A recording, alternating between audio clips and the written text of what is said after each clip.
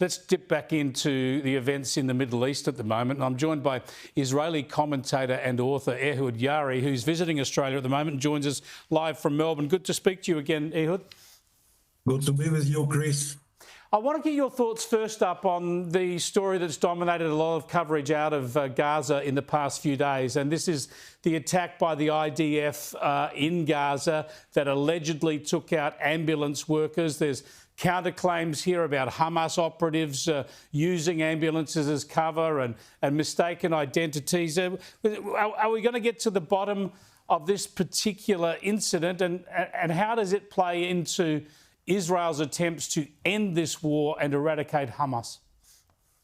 Yes, the IDF, the Israeli military, has already admitted that there was some mistake involved, although those ambulances were indeed used, as is often the case, by the remaining Hamas operatives. When you have to wage a war, or by now it's much less intense operations in an area, in a densely populated area where the armed terrorists are operating from, these mistakes are bound to happen. They do happen, and the less they happen, the better. Yeah, I think that's axiomatic, but I think so much of the media coverage around the world deliberately insinuates or outright accuses Israel of doing these things directly or deliberately when there's so little evidence of it. I want to go to the future plans for Gaza and trying to end this war. And Benjamin Netanyahu has been in Washington. He's met with President Trump. And here's what he said about the next steps in Gaza. We're working now on another deal that we hope will succeed. And we're committed to getting all the hostages out, but also eliminating the evil tyranny of Hamas in Gaza and enabling the people of Gaza to freely make a choice to go wherever they want. It's such a simple proposition, but such a difficult thing to achieve, isn't it? To get all the hostages back and eliminate Hamas. What do you expect to unfold in coming months? I think we will keep seeing attempts to reach some sort of a partial deal between Israel and Hamas, brokered mainly by now by the Americans. But I do not see a situation in which Hamas will accept to remain without any of the live Israeli hostages. They see that as their ultimate insurance policy. So the day after in Gaza, that everybody was waiting for and talking about, is not going to happen. It's not going to be with us too soon.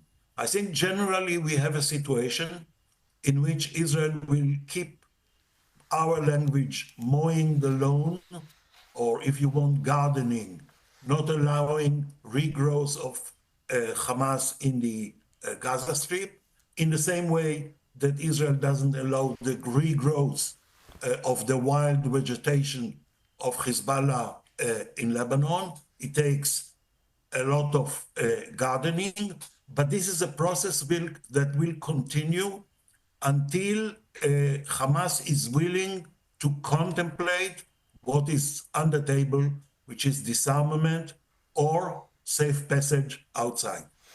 Yeah, just before we leave you, though, what about the role of Iran here? We know that Iran is behind so much of this. President Trump now ensuring that America is dealing directly with Iran. He's spoken to Benjamin Netanyahu about that. Can Iranian nuclear aspirations and its Machiavellian role in the Middle East be pushed aside without war?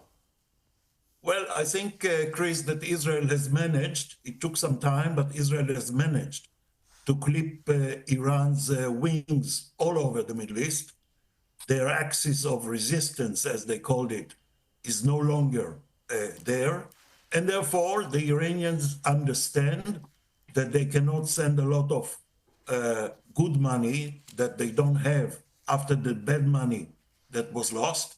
And they have to deal with the United States, which they will start doing this Saturday in Oman, a city which is part of 1001 Nights.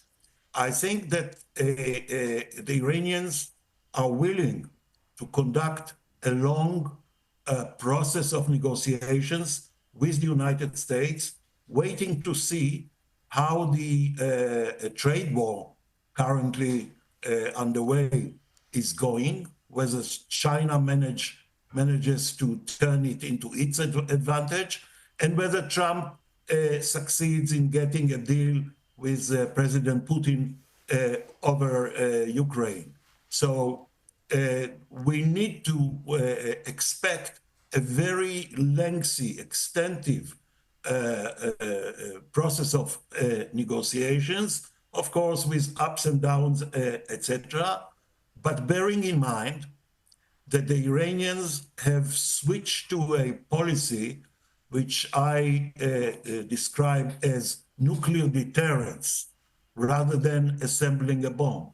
That is, they want to stay and be allowed to stay, which is one of the issues in the negotiations, as close as they can to the nuclear threshold, have all the components of a bomb without packaging it.